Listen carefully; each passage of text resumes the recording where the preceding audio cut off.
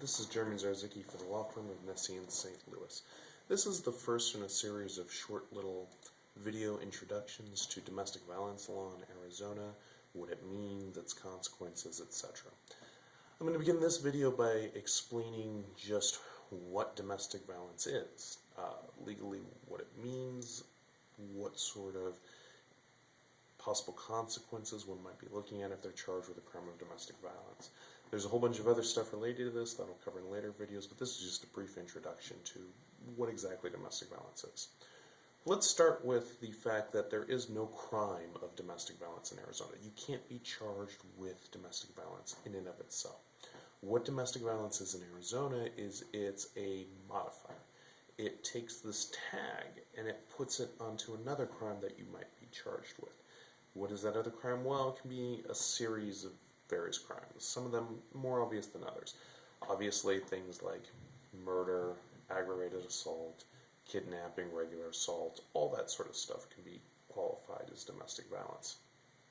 You also have some crimes that make sense, but you might not readily think of, things like harassment, threats and intimidation, criminal trespass, violation of protective order.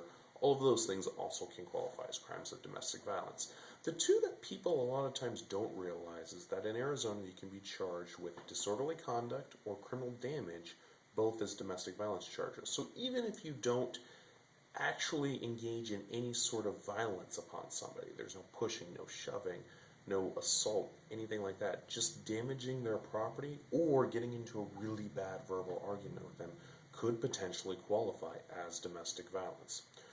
What does it mean once this domestic violence tag is placed on it? Well, it does two things. First of all, it makes it a crime of domestic violence, and that carries with it some sort of outside, what we like to call collateral consequences. I'm not going to talk about those today. That's going to be the subject of a later video. I'm just focusing right now on how the statute works. So if that domestic violence tag is attached to an underlying crime, what it does in Arizona is it acts as a sentence enhancer. What that means is, normally if you're charged with any sort of misdemeanor in Arizona, it carries no minimum sentence.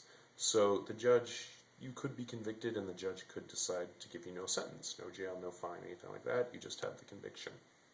Once that domestic violence tag is tacked on, however, it creates an actual minimum sentence. That minimum sentence is 26 hours of state-approved domestic violence counseling. So, in other words, if you get into a shoving match with some random person out on the street, the judge can bring you in, you can go to trial, plea, however, and if the judge sentences you, he can say, or she can say, well, I'm not going to give you any sentence, I'm just going to convict you, that's the end of it. If that same shoving match occurs between you and a qualified domestic violence person, I'll talk about that in just a second, then you will be forced to submit to 26 hours of domestic violence counseling. And generally speaking, what the judge is also going to do is they are going to put on some sort of other sentence, either fines or jail time, that they're going to suspend, meaning they don't impose so long as you complete that domestic violence sentence.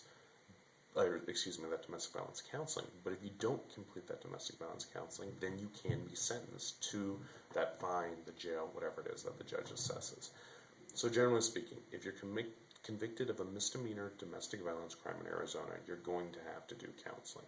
And if you don't get that counseling done, there are going to be much more serious ramifications. Now obviously, that's the minimum. There is also a maximum, and those maximums vary depending on the underlying charge of the offense. So if you're a Class 1, Class 2, Class 3 misdemeanor, that can vary what you're actually looking at as far as a maximum goes. Generally speaking, the worst you can get for any misdemeanor in Arizona, Class 1, if it's the highest, is 180 days jail, 5 years probation, 3 years probation, $2,500 in fines. Now, what does it take to be charged with a crime of domestic violence? Well, the underlying act doesn't matter. It doesn't matter if you engage in assault or how bad the assault is or if you're just damaging somebody's property or how bad that damage is. The issue is who is the victim, who is the alleged victim of this conduct. And depending on who that victim is, that's going to determine whether or not it's a crime of domestic violence. In order for it to be considered a crime of domestic violence, whatever the underlying charge is, whatever the underlying crime you're accused of, you have to have committed it upon some sort of qualified domestic violence person. Now, there are a few really obvious ones.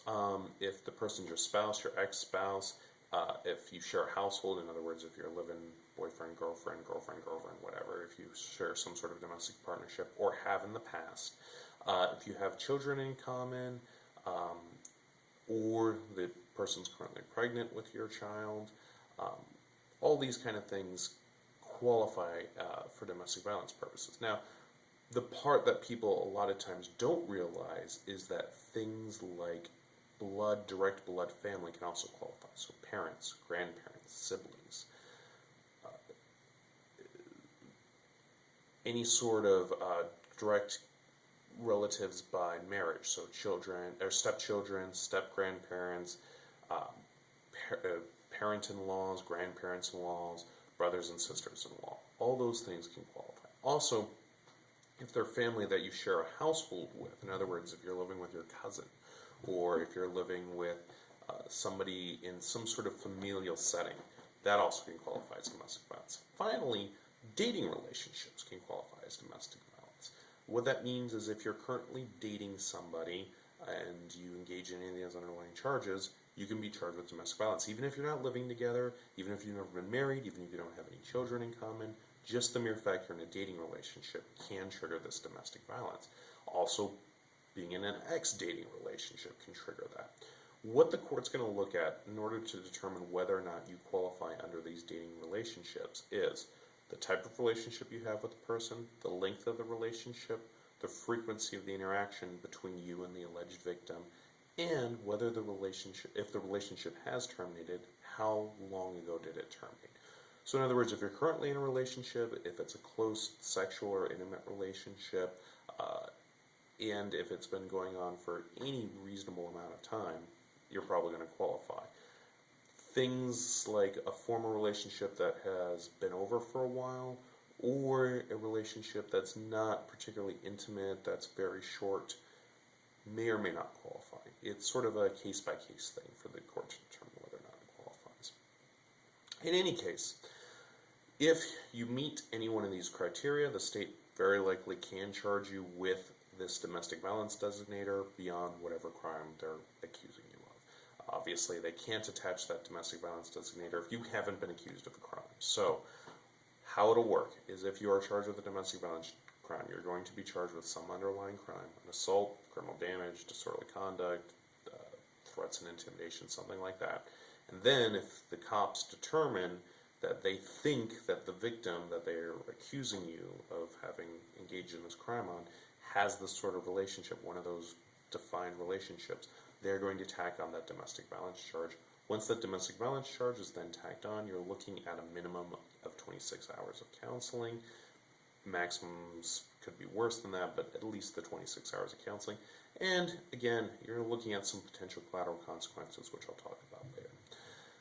Well, I hope that was a good basic introduction to how domestic violence law works in Arizona. Like I said, this is the first in the series. I'll be covering some other things from here, like collateral consequences, how domestic violence proceedings work, things like that. So I hope this gave you a good introduction. I hope this has been helpful. And again, this is Jeremy Zarzicki for the law firm of Nesi in St. Louis.